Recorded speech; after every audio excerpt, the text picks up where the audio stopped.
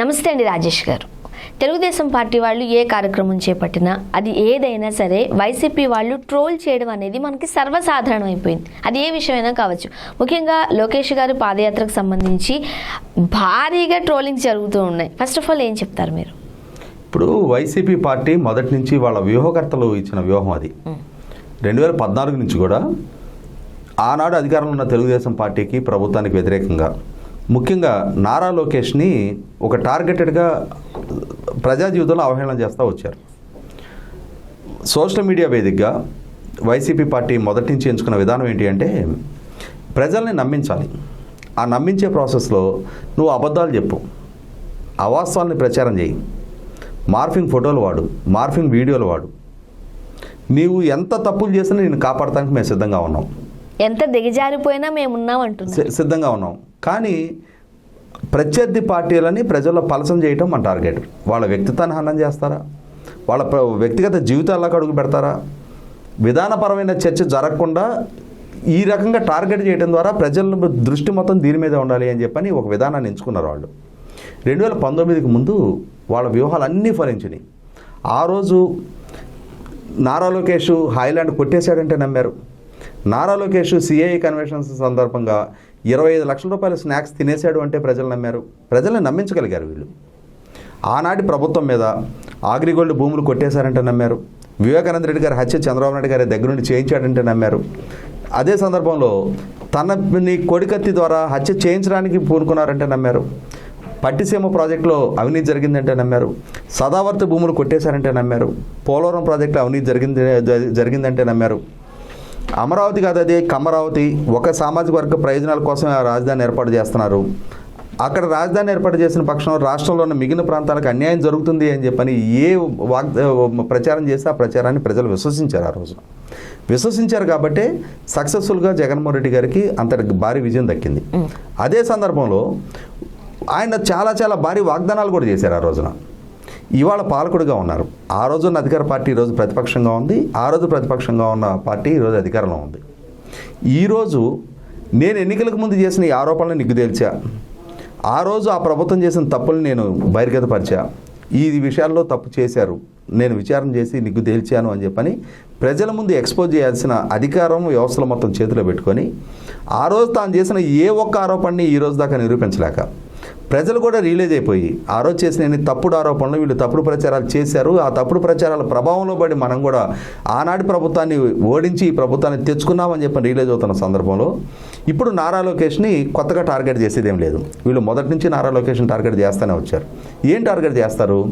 నారా లోకేష్ ఆ రోజు కొంచెం స్థూలంగా ఆయనతో ఉండేవాడు, తెలుగు మాట్లాడే విషయంలో కొంచెం తప్పులు దొరుకుతూ ఉండేవి. అంతకుమించి ఆయన వేరే టార్గెట్ చేయడానికి ఆస్కారం ఏం లేదు కదా. తను 22 సంవత్సరాలు వాళ్ళ కుటుంబంలో ముఖ్యమంత్రి పదవి ఉన్నా కూడా ₹1 అవినీతి చేశాడని చెప్పని వీళ్ళు నిరూపించలేకపోయారు. తను ఓపెన్గా తను స్టాన్ఫోర్డ్ యూనివర్సిటీ నుంచి గ్రాడ్యుయేట్ అయి ఉన్నాడు. జగన్మోహన్ రెడ్డి గారు ఏం చదువుకున్నారో ఎక్కడ చదువుకున్నారో ఇప్పటికీ నిర్దిష్టంగా సమాచారం అయితే లేదు. ఆయన కొన్ని అఫిడవిట్లో డిగ్రీ ఉంది, కొన్ని అఫిడవిట్లో ఎంబీఏ ఉంది. ఏ కాలేజీలో ఏ బ్యాచ్లో ఏ సంవత్సరం పాస్అవుట్ అయ్యారనేది ఇప్పటికీ ప్రూఫ్ లేదు. నారా లోకేష్ని ఇంకా అంతకంటే మాట్లాడేది ఏంటి? మంగళగిరి అని లేకపోయాడు, మందలగిరి అన్నాడు. వర్ధంతికి జయంతికి తేడా తెలియదు. ఈ తప్పులు మాట్లాడేది ఇవే కదా మాట్లాడేది. ఒకసారి 2019లో ముఖ్యమంత్రిగా బాధ్యతలు చేపట్టిన తర్వాత జగన్మోహన్ రెడ్డి గారు మాట్లాడినన్ని తెలుగులో తప్పులు, గుంటూరుకి గుంటూరు అన్నారు, అసలు this is going to be a నిరంతర ప్రక్రియ అన్నాడు. ఒకటి కాదు, రెండు కాదు, ఎన్ని రకాలుగా తెలుగుని కూనీ చేయొచ్చు అన్ని రకాలుగా తెలుగును కూనీ చేసిన జగన్మోహన్ రెడ్డి గారు అదే నారా లోకేష్ ఎవరైతే వీళ్ళు అవహేళన చేశారో, ఎవరినైతే పప్పు అన్నారో ఆయనే ప్రెస్ మీట్ పెట్టి నేను తెలుగులో తప్పు పదాలు మాట్లాడాను కాబట్టి నన్ను పప్పు అన్నారు.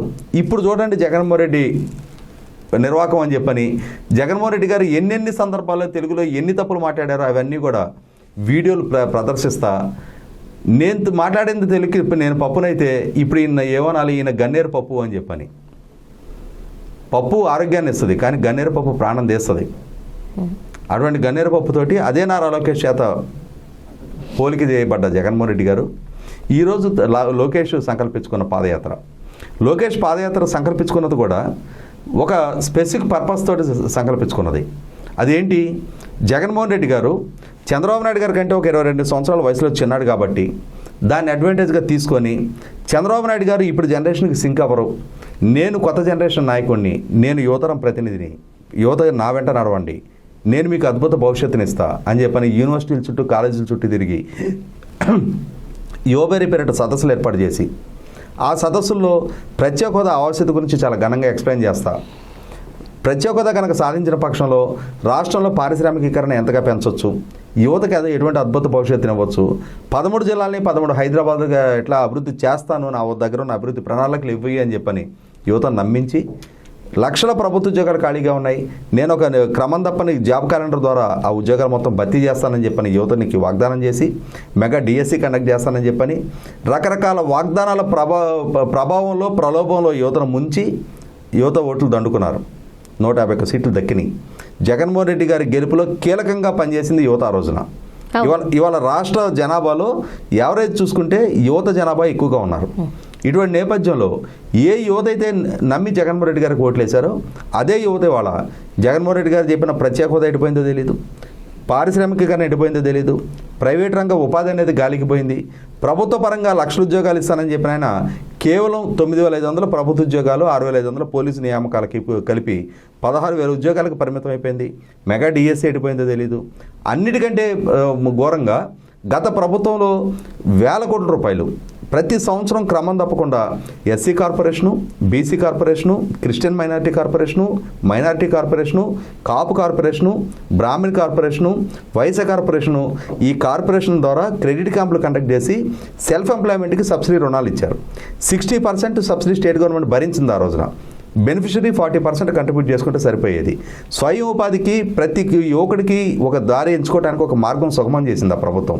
అటువంటి నేపథ్యంలో ఎస్సీ సప్లైన్ ఫండ్స్ని సక్రమంగా ఖర్చు పెడతా ఎస్సీ కార్పొరేషన్ ద్వారా కొన్ని వందల మంది ఎస్సీ యువకులకి ఆ రోజుల్లో వాళ్ళకి డ్రైవింగ్ కనుక వచ్చుంటే క్యాబ్ డ్రైవర్లుగా వాళ్ళు జీవనం సాగించుకోవడానికి ఇన్నోవాలు ఇచ్చారు ఆ రోజు. ఈ ప్రభుత్వ అధికారంలోకి వచ్చిన తర్వాత 3 సంవత్సరాలు 8 నెలల కాలం గడిచిపోతే ఒక్కటంటే ఒక్కటి కూడా క్రెడిట్ క్యాంప్ ఈ రోజు దాకా కండక్ట్ చేయాలి. ఉన్న వాళ్ళకే జీతాలు ఇవ్వడం లేదు. రాష్ట్రంలో ఒక్క యువకుడికి కానీ ఒక యువతకి కానీ సెల్ఫ్ ఎంప్లాయ్మెంట్కి మార్గం సుగమం చేయలే ఈ ప్రభుత్వం. వాళ్ళకి మేము ఉన్నాము, మీరు ప్రభుత్వ ఉద్యోగమో ప్రైవేట్ ఉద్యోగం మీద ఆధారపడాల్సిన అవసరం లేదు, మీ కాళ్ళ మీద మీరు నిలబడటానికి మీరు ఒక మార్గం ఎంచుకుంటే మేము ప్రభుత్వ పరంగా మేము తోడుంటామని చెప్పిన భరోసా ఇవ్వలేకపోయింది. ఇటువంటి నేపథ్యంలో రాష్ట్ర వ్యాప్తంగా కులాలకు అతీతంగా, ప్రాంతాలకు అతీతంగా, మతాలకు అతీతంగా, రాజకీయాలకు అతీతంగా యువత మొత్తం కూడా ఒక నైరాశ్యంలో ఉన్నారు. ఇటువంటి నేపథ్యంలో ఆ యువతని టార్గెట్గా గతంలో తాము అధికారంలో ఉన్న రోజు ఆ యువతకు ఎటువంటి భరోసా ఇవ్వగలిగాం, ఇవాళ యువత ఎటువంటి నైరాశ్యంలో ఉన్నారు, ఈ ప్రభుత్వం ఎన్నికలకు ముందు ఏం వాగ్దానం చేసింది, ఇవాళ అధికారంలోకి వచ్చిన తర్వాత ఈ ప్రభుత్వం ఏ రకంగా వాటిని విస్మరిస్తుంది, రేపు భవిష్యత్తులో తమ కనుక అధికారం వచ్చినప్పుడు యువతకి ఏ విధంగా భవిష్యత్తు కల్పించగలుగుతామని చెప్పిన ఒక భరోసా యువతలో నింపడం కోసం ఏదైతే 22 సంవత్సరాలు చంద్రబాబు నాయుడు గారి కంటే తక్కువ కాబట్టి తన యువతరం ప్రతినిధిగా మలుచుకున్న జగన్మోహన్ రెడ్డి గారి వైఖరి ఉందో ఆ జగన్మోహన్ రెడ్డి గారి కన్నా ఇంకొక 10 సంవత్సరాలు చిన్నవాడుగా, అదే జగన్మోహన్ రెడ్డి గారి కన్నా మోర్ క్వాలిఫైడ్గా, అదే జగన్మోహన్ రెడ్డి గారి కన్నా సుదీర్ఘ రాజకీయ చరిత్ర కలిగిన కుటుంబానికి చెందిన వ్యక్తిగా ఒక మంత్రిగా తను ప్రూవ్ చేసుకున్న తీరు, IT and Panchayati Raj and rural development and IT మినిస్టర్గా 25,000 కిలోమీటర్ల సీసీ రోడ్లు వేసిన వ్యక్తిగా 30 లక్షల ఎల్ఈడి వీధి దీపాలు ఏర్పాటు చేసిన నారా లోకేష్, ఐటీ మినిస్టర్గా 40,000 ఉద్యోగాలు కల్పించగలిగిన నారా లోకేష్, ఎలక్ట్రానిక్ ఇండస్ట్రీలో 40,000 ఉద్యోగాలు కల్పించిన నారా లోకేష్ ఇవాళ రేపు భవిష్యత్తులో కనుక తమకు అవకాశం ఇస్తే మరింత మెరుగ్గా పనిచేయడానికి ఒక అవకాశం దొరుకుతుంది అనే ఉద్దేశంతో యువతతో దగ్గరవుతున్న నేపథ్యంలో దీన్ని జీర్ణించుకోలేని అధికార పార్టీ నారా లోకేష్ తెలుగులో మాట్లాడే కొన్ని పదాలని తప్పులను లేదు అక్కడ జరుగుతున్నదంతా ఒక ఆర్కెస్ట్రేటెడ్ డ్రామాగా చిత్రీకరించే ప్రయత్నం చేస్తున్నారు. అంతిమంగా నిర్ణేతల ప్రజలు ఇవాళ ఏ ప్రజలకైతే చేరువవుతున్నారో, ఏ వర్గం ప్రజలైతే లోకేష్ను కలుస్తూ ఉన్నారో, ప్రభుత్వం పట్ల ఒక విముఖతతోటి ప్రభుత్వ వైఖరితోటి విసిగి వేసారున్న వివిధ వర్గాల ప్రజలు, ఏ రాయలసీమ ప్రాంతాలు అయితే తెలుగుదేశంకే మనుగడ లేదు అని చెప్తున్న వైసీపీ పార్టీకి వ్యతిరేకంగా నారా లోకేష్ పాదయాత్రకు వచ్చి తెలియజేస్తున్న సంఘీభావం, ముఖ్యంగా యువతర నుంచి వెలువెత్తుతున్న మద్దతు, ఇవన్నీ చూసినప్పుడు ఉలికిపాటికి గురవుతున్న ప్రభుత్వం తనని ట్రోల్ చేయటము, తన వ్యక్తిత్వానికి పాల్పడటం కన్నా తను లేవనెత్తుతున్న ప్రధానమైన ఇష్యూ బేస్డ్ అంశాలకి సమాధానం చెప్పుంటే ప్రభుత్వానికి ఏదైనా అడ్వాంటేజ్ ఉండేది. కానీ వాటికి సమాధానం చెప్పలేని నిస్సహాయ స్థితిలో ఈ వ్యక్తిత్వానికి పాల్పడిన 2019 ముందు నమ్మిన ప్రజలు ఇప్పుడు నమ్మటానికి సిద్ధంగా లేరు.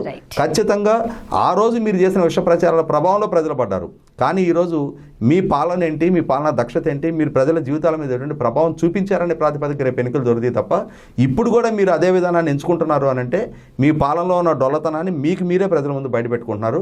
ఆలోచించుకోండి.